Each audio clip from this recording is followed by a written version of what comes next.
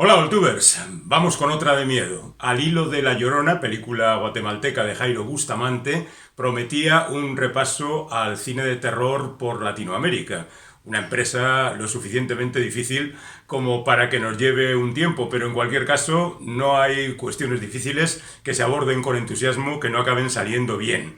En cualquier caso, creo que en esta ocasión, más que en otras, necesitaré de la colaboración de todos vosotros por si me salto algunos detalles que siempre pueden venir acompañados de vuestras opiniones en los comentarios de este canal.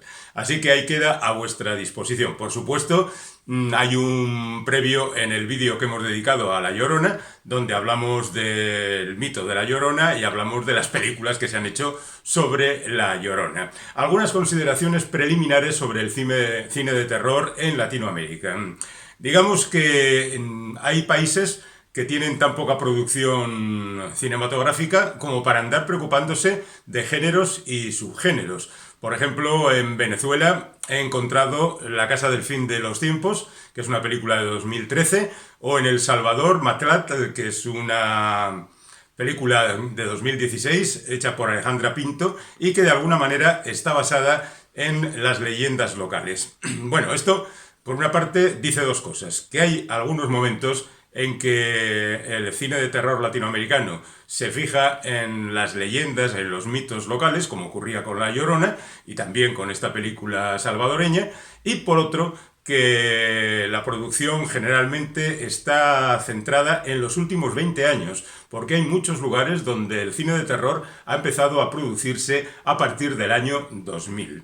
Por supuesto, hay trabajos anteriores. Por ejemplo, en Guatemala, ya que hablábamos de La Llorona, en el año 50 ya se hizo una película titulada Isla de Caníbales y en los años 70 La Mansión de las Siete Momias. Pero eso no quiere decir que haya una infraestructura dedicada al cine de terror. Aparecen películas aquí, películas allá, y poco a poco podíamos establecer una lista más bien escasa en algunos países. En Costa Rica, por ejemplo.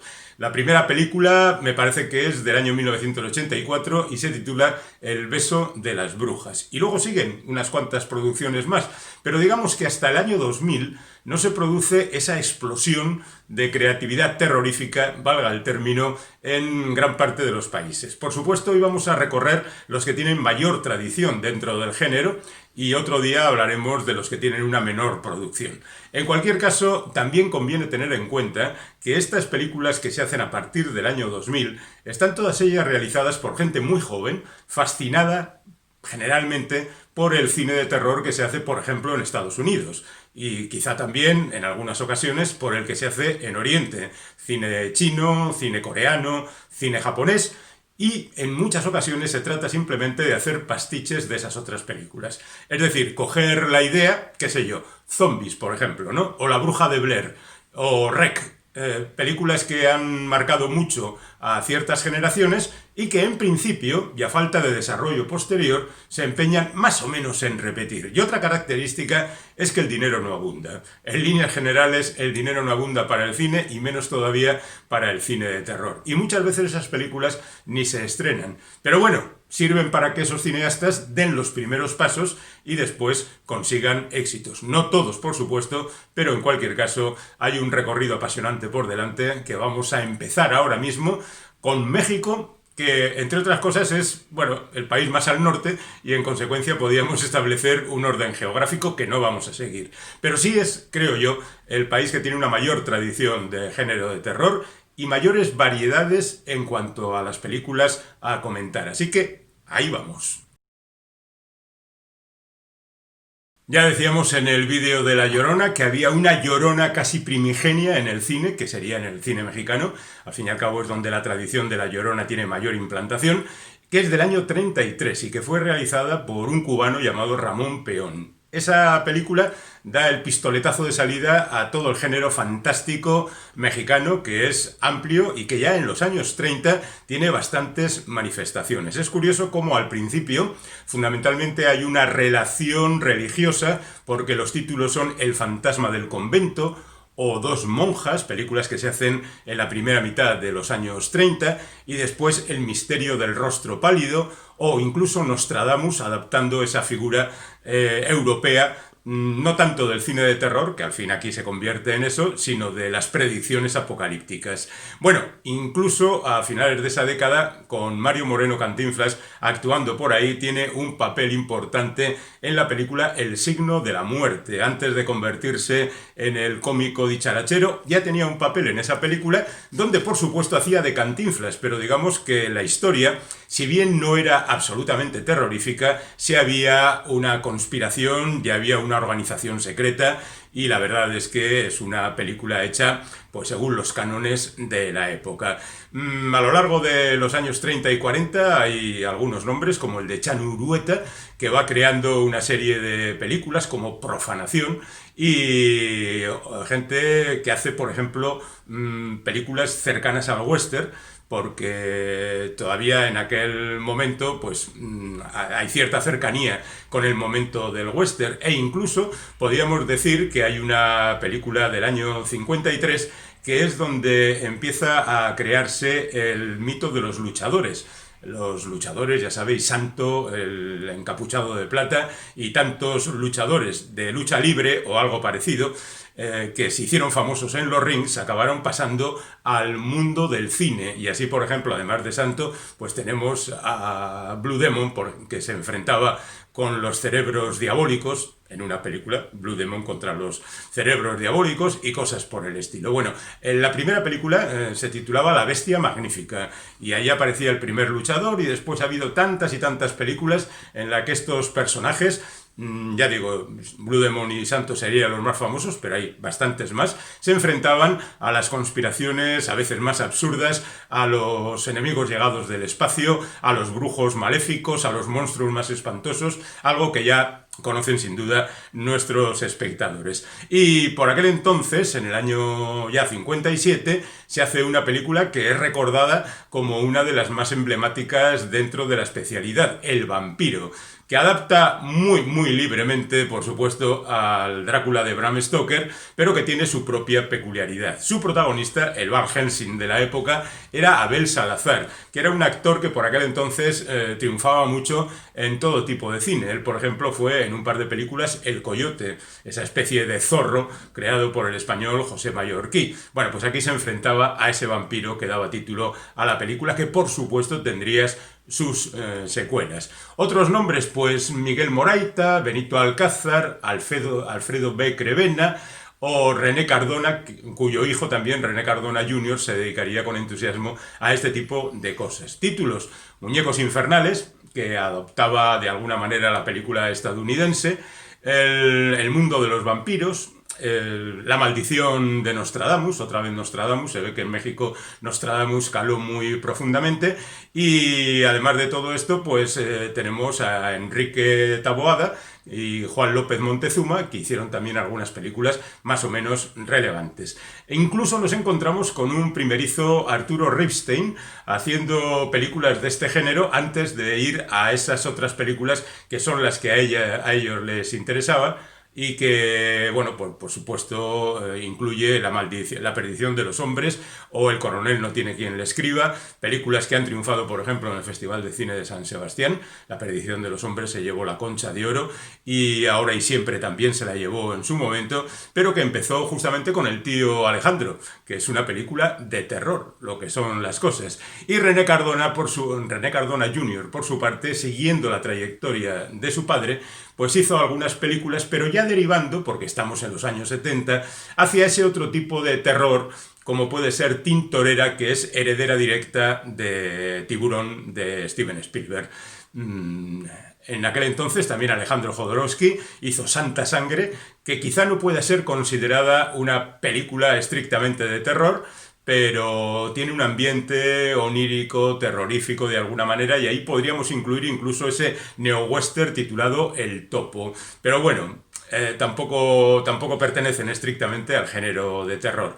Llegamos así a los años 90, cuando aparece un jovencito Guillermo del Toro, que después de un cierto parón en los años 80 revitaliza el género gracias a su película Cronos, aquella película protagonizada por Federico Lupi, que contaba una historia no tanto terrorífica, sino fantástica, misteriosa, muy atrayente. Verdaderamente es un debut asombroso el de Guillermo del Toro, pero lamentablemente llegaron los dólares americanos y se lo llevaron para hacer Mimic, una película que a mí me parece que está muy bien, pero que no tuvo el éxito que se esperaba, aunque con el paso del tiempo, llegando a La forma del agua, pues el nombre de Guillermo del Toro se ha revitalizado y puede hacer en estos momentos lo que quiera. En medio también hizo Hellboy, pero ya estamos hablando de la producción estadounidense y aunque esté dirigida por un mexicano, pues es más estadounidense porque las franquicias es lo que tiene. Por esa época también empiezan a destacar los nombres de Alfonso Cuarón y Alejandro González Iñárritu, que estos no hacen cine de terror, aunque en algún caso quizá podríamos estar cerca de ellos, pero sí ponen el cine mexicano muy alto en la consideración de todo el mundo, incluso llegando hasta la actualidad, donde estos nombres pues, son muy seguidos por aficionados de todo el mundo. Pero ya digo que el experimento de Guillermo del Toro no tiene demasiada continuidad hasta ya llegando al siglo XXI, en que nos encontramos con algunos cineastas que se empeñan en seguir adelante, como por ejemplo haciendo una nueva versión de La Llorona, Lorena Villarreal, en el año 2004, y después siguiendo con otros cineastas que han hecho adaptaciones de La Llorona y otras películas diferentes. Estas las tenéis en el vídeo correspondiente a La Llorona. Y por otra parte mencionaré México Bárbaro, que es una película donde 8 cineastas, generalmente jóvenes, se empeñan en hacer su propio corto, que juntos todos venían a representar pues un poco el universo fantástico mexicano, con sus leyendas, con sus mitos, con incluso el western, tal y como decíamos antes, y las cosas que habían caracterizado el trabajo de otros cineastas. Este sería un repaso muy superficial del cine mexicano fantástico. Insisto, seguro que me he saltado un montón de películas que quizá algunos de vosotros tenéis en la memoria con cierto cariño. A mí me pasa, por ejemplo, con El vampiro, que vi de niño y me dio como un poquito de miedo. Pero la verdad es que ahí hay material muy destacable y quizá nos hemos saltado la película imprescindible para vosotros. Así que aquí os esperamos. Nos damos una vuelta y nos saltamos todo el continente hasta llegar al sur. Nos vamos a Argentina. En Argentina también el cine fantástico y de terror comienza en la década de los 30. Parece que es el mundo del cine sonoro el que empieza a disparar este tipo de historias porque el sonido tiene una gran importancia en el cine de terror. Posiblemente, ¿eh? Hay, por supuesto, el expresionismo alemán y otras manifestaciones que no necesitaron del sonido, pero en el caso de Latinoamérica sí parece que estos primeros trabajos parten de la década de los 30. En el año 35... CZ Soprani hizo una película titulada El hombre bestia o la aventura del capitán Richard. La historia es muy curiosa. El capitán Richard se pierde en la selva y allí empieza a sobrevivir como puede y acaba convertido en una especie de troglodita. Años más tarde, un investigador lo descubre, lo lleva a la ciudad, trata de educarlo. Hombre, esto no sería el caso del niño salvaje ni nada por el estilo, porque Capitán Richard tiene que tener recuerdos de cuando era un ser civilizado. Pero bueno, el individuo se ha convertido en una especie de bestia y a partir de ahí pues comete desmanes un poquito en la línea de King Kong. Seguramente algo de la idea de King Kong, que se había hecho 2 años antes, estaba presente en esta película. De ahí pasamos al año 42, cuando se hace Una luz en la ventana, que es una historia un poquito más gótica.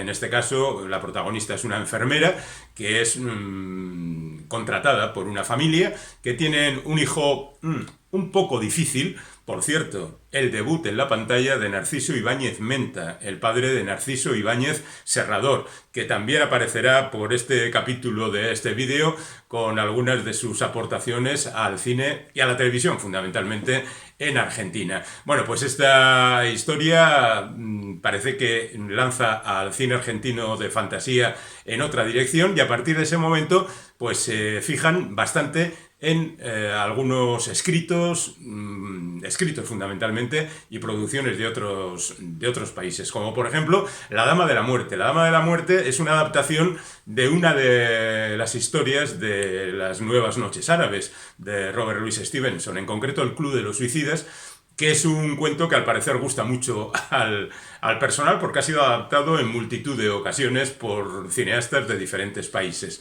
El Club de los Suicidas habla de un tipo desesperado al que contacta a otro individuo que le dice que pertenece a un club de suicidas y que estos tienen unas normas y que no vale con suicidarse, sino que tiene que cumplir unas determinadas cuestiones. El protagonista de repente sufre un cambio en su vida que le obliga a pensar que ha cometido un error al meterse en ese club, porque ya hay alguien que está dispuesto a matarlo. Y él entonces trata de convencer al Club de los Suicidas de que él quiere salirse del juego, pero ya no es posible. Y esa es la historia de La Dama de la Muerte. Otro caso muy representativo es El extraño caso del hombre y la bestia, que no es otra cosa que la adaptación del extraño caso de Dr. Jekyll y Mr. Hyde, otra vez de Robert Louis Stevenson.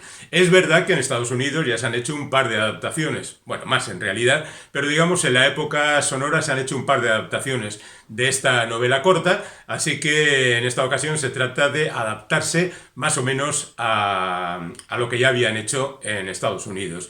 Y finalmente, dentro de estas adaptaciones, ya en el año 52, tenemos Si muero antes de despertar, que en esta ocasión es una adaptación de William Iris, donde se presenta a un asesino de niños, de cómo desaparece un niño, aparece su cadáver más tarde, años más tarde se reproduce la situación, nadie cree que pueda estar relacionada una cosa con la otra.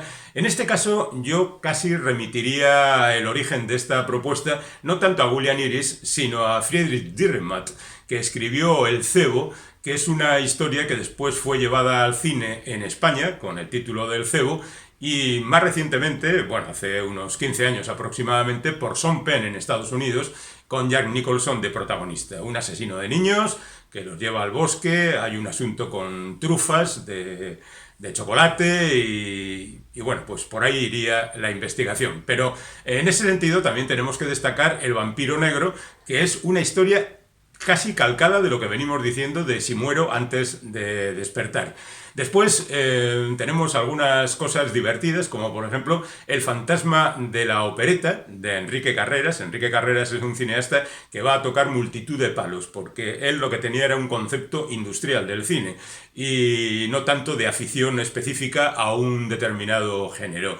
Y en el caso del terror, pues le pareció que era mejor hacer películas humorísticas como El fantasma de la opereta o Las aventuras del capitán Piluso. Y así entre el año 54 y el 63 produjo una serie de películas de este tipo. Mientras tanto, en la televisión, pues también empezaban a surgir cosas semejantes. Hizo una adaptación del Fantasma de la Ópera, quizá Carreras hizo El fantasma de la opereta pensando en esa adaptación televisiva, y en el año 58 aparece una serie que se titula Malditos de la Historia, donde ahí están los Ibáñez, Narciso Ibáñez Menta, el padre, que ya venía de interpretar papeles dentro del género, como queda claro, y Narciso Ibáñez Serrador, que en este caso es guionista, también actor, pero menos, y sobre todo director. Y en ese sentido, después de Malditos de la Historia, hará otra serie que se titula Obras maestras del terror, donde adapta pues a sus favoritos de siempre, Edgar Allan Poe, Guy de Maupassant, Selma Lagerlöf, por ejemplo Gaston Leroux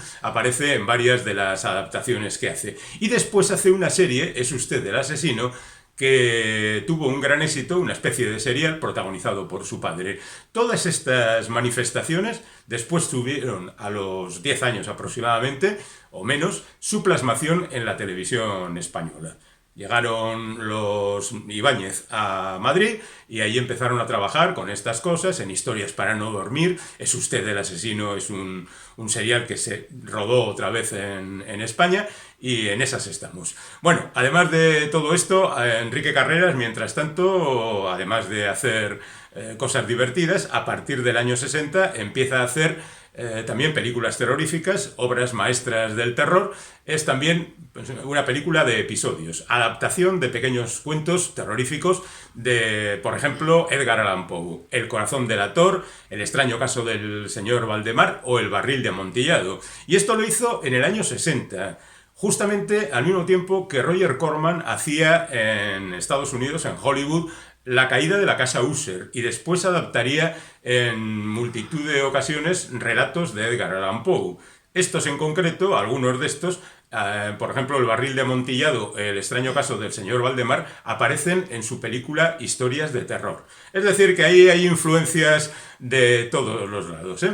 Bueno, pues seguimos ya a partir de los años 60, tenemos películas que van girando, por ejemplo, hacia el gore, hay algunas que van girando también hacia el sexo. Emilio Vieira es un productor-director que hace películas como Placer sangriento o La venganza del sexo o La bestia desnuda, que son películas que van claramente destinadas más a excitar que a asustar. La verdad es que Sangre de vírgenes o Extraña invasión, esta ya es más de ciencia ficción que de terror, pues son películas que han quedado en la memoria. Y a partir de ahí pues tenemos a Jorge Carlos García, que hace Estigma de terror, donde mete ya vampiros. No es que los vampiros no hayan aparecido anteriormente, pero es una figura extraña dentro de la narrativa cinematográfica argentina. Y tenemos El bosque de los condenados, y también hay quien hace cosas divertidas como Enrique Carreras, que ahora hace Los vampiros los prefieren gorditos, o Mingo y Aníbal contra los fantasmas. Mingo y Aníbal son unos personajes que van a pelear contra todos los monstruos que se conocen. Y luego hay otros personajes como los matamonstruos en La mansión del terror, películas todas paródicas que tratan de divertir. Y así llegamos hasta La casa de las siete tumbas, que es una película que se hace en el año 82, o Alguien te está mirando, que ya son películas directamente relacionadas con el gore. Hay sangre a borbotones y mucha crueldad y mucho dolor, cosas muy poco interesantes. Y lo cierto es que en los últimos años la producción argentina, en el caso del terror, pues se ha frenado un poquito. Podríamos destacar El visitante de invierno de Sergio Esquenasi, realizada en 2008, pero tampoco hay mucho más que destacar. Insisto, seguro que has visto una película estupenda de terror que yo no he mencionado. Nos vamos ahora a Brasil, porque hay una figura verdaderamente sorprendente, José Mojica, que tuvo la suerte de que su padre regentara un cine y en su infancia se viera todas las películas de terror del mundo, y eso le permitió desde edad muy temprana ponerse a rodar películas en 16 milímetros, por ejemplo. Entre los 12 y 15 años hizo varias películas. Incluso hizo en el año 58 una película titulada Sentencia de Dios. Él cuenta la historia hablando de un sacerdote que le dijo que era una película maldita por dedicarse a estas cosas terroríficas, y luego insiste, no sé hasta qué punto es verdad o forma parte de la leyenda, de que la primera actriz murió ahogada, que la segunda murió tuberculosa, pero supongo que fue tiempo más tarde, y una tercera todavía perdió las dos piernas en un accidente, y que cuando trató de llevar esa historia a la televisión, el que murió fue el productor.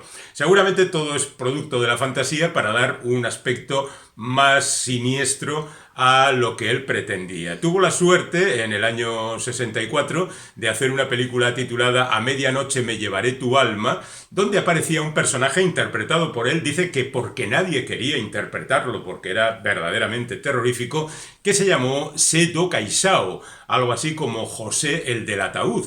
Y la verdad es que era un personaje vestido con levita, con sombrero de copa, con unas uñas desmesuradas y retorcidas, como suelen ser las uñas cuando van creciendo desmesuradamente, y la verdad es que el hombre a partir de ese momento consiguió un gran éxito, ya no crítico, porque sus películas eran muy malas y los efectos especiales un poco de risa, pero consiguió ser un cineasta de culto en los ambientes en los que generalmente se mueven los aficionados de este tipo de películas. Entonces hay que mencionar un montón de películas, que no voy a hacer, de títulos más o menos exóticos y divertidos, y recordar que José Mojica murió a los 83 años hace pocos meses, en febrero de 2020.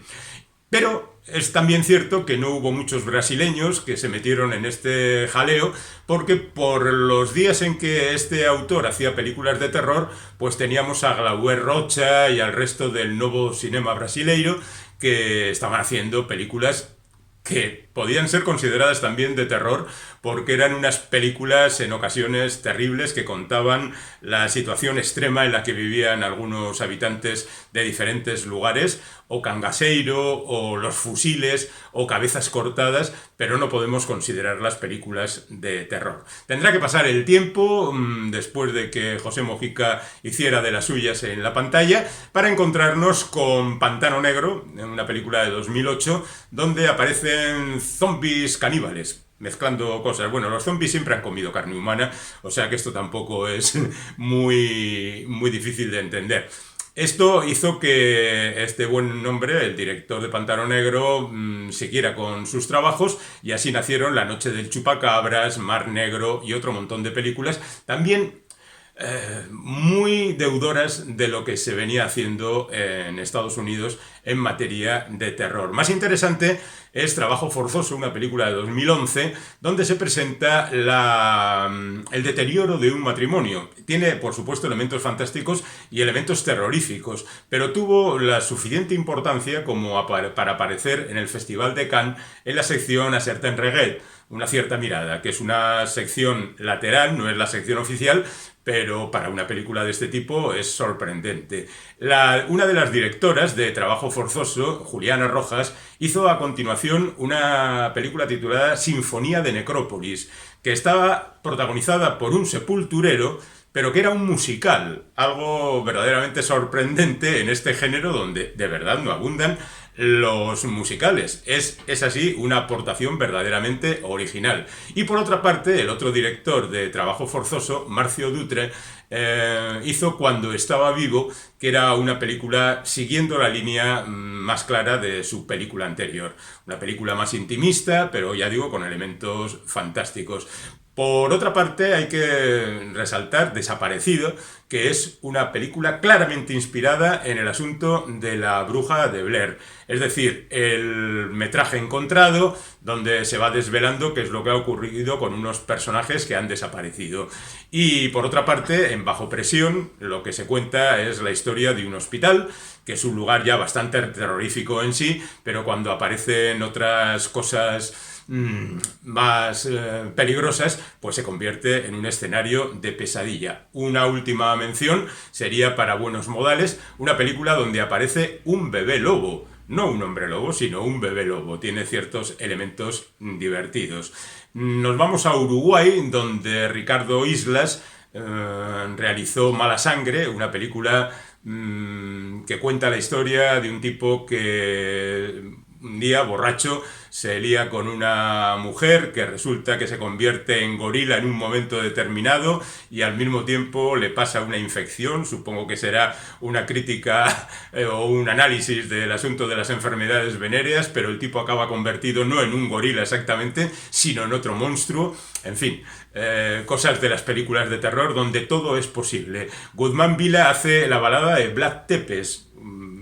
Creo que queda claro ya en el título de qué es de lo que trata esta película: vampiros, Drácula, Vlad Tepes, etcétera, etcétera. Y Manuel Facal interpreta por su parte Achuras. Achuras es una película que fue prohibida por la censura por su excesiva violencia, sangre, gore, etcétera, etcétera. Pero eso no echó atrás al director, que inmediatamente hizo la segunda parte con el subtítulo de Feto Vudú, para que quedara claro que no se iba a rendir con todo esto, y al final pues las películas vieron la luz. Y Gustavo Hernández presenta por su parte Dios Local, una película basada también en ciertas tradiciones, mientras que La Casa Muda es la película de más éxito de este director. Y para terminar, podríamos decir que hay una película ambientada en un cine muy curiosa que se titula Al morir la matiné, y que cuenta la historia de un proyeccionista que ya está viejo y cansado, cuya hija va a coger el relevo. Pero en las proyecciones de ese cine ocurren cosas muy extrañas.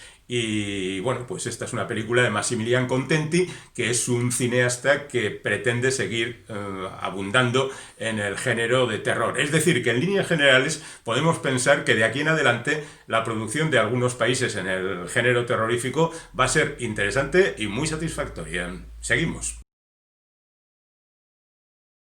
Vamos ahora a dar un repaso a la producción chilena de fantasía y terror. Es cierto que hay algunas manifestaciones en el siglo XX, pero no son demasiadas. Casi podíamos llamar una excepción a alguien que no está relacionado con el cine. Me explico, hay un personaje, el siniestro Doctor Mortis, que nació en la radio en los años 40. Después pasó a la televisión, más tarde al cómic, después se escribieron libros. Es cierto que no se han rodado películas sobre él, pero lo traigo aquí. El siniestro Doctor Mortis es el típico megalómano que trata de acabar con el mundo y con la civilización y apoderarse de todo, pero lo hace de una manera que la mayor parte de las veces resulta una parodia de estos personajes, que ya en sí son bastante paródicos, con lo cual es casi una vuelta de tuerca al personaje. Pero lo cierto es que en todas sus manifestaciones culturales ha tenido éxito, y ha tenido éxito como para estar pues hasta 40 años funcionando tranquilamente. Pero digamos que en el siglo XX no hay demasiados proyectos de este tipo.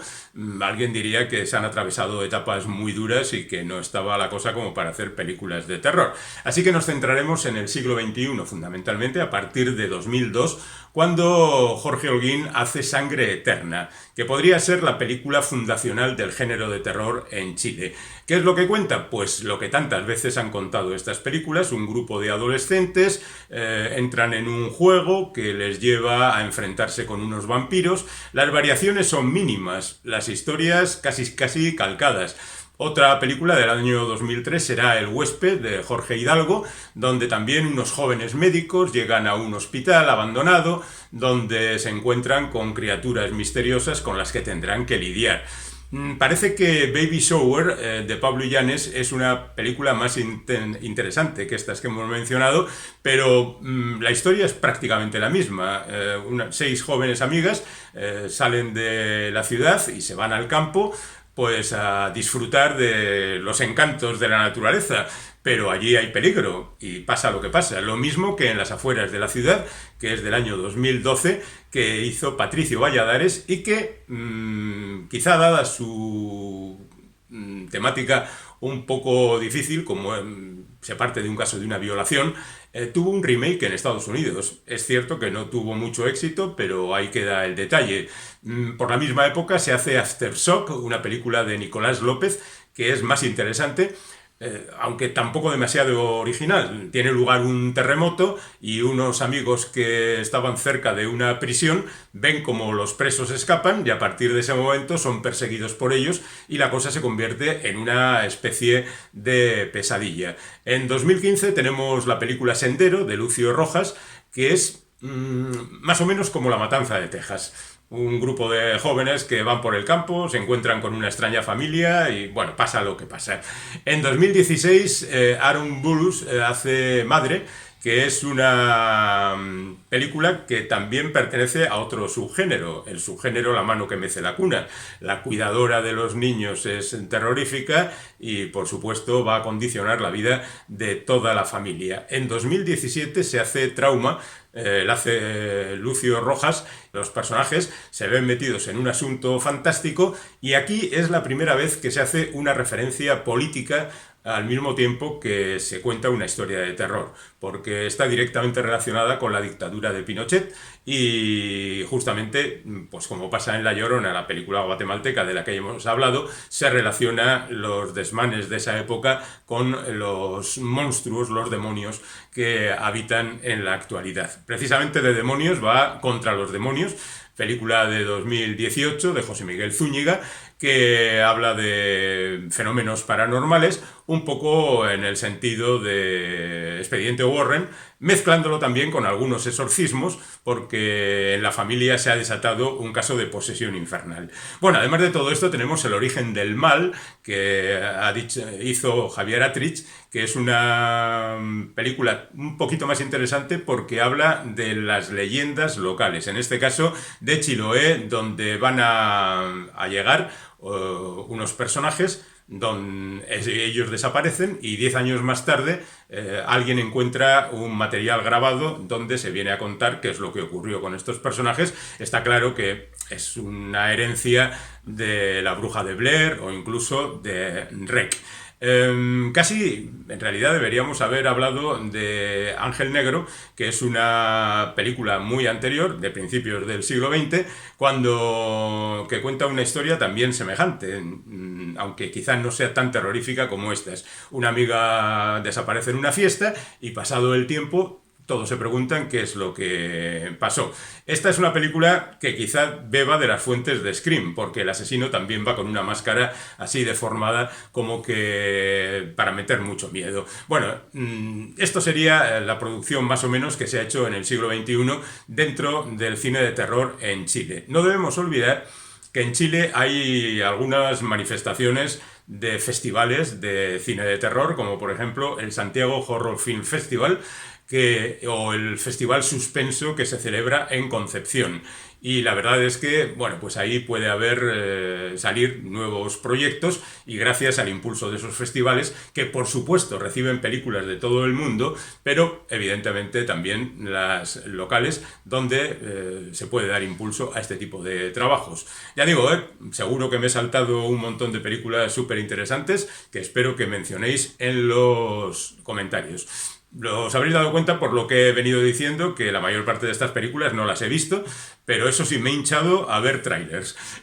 Prácticamente de todas las películas que he mencionado he visto los trailers y la verdad es que todas coinciden en lo que comentaba al principio. Un presupuesto escaso, mucha imaginación, mucho entusiasmo, muchas ganas de golpear a los espectadores, de cogerles y que reaccionen y de contar historias, pues que se salgan a veces de lo convencional, aunque también es cierto que el género es un poco limitado en sus manifestaciones más recientes y yo creo que va a ser difícil superar el pie forzado de estos trabajos.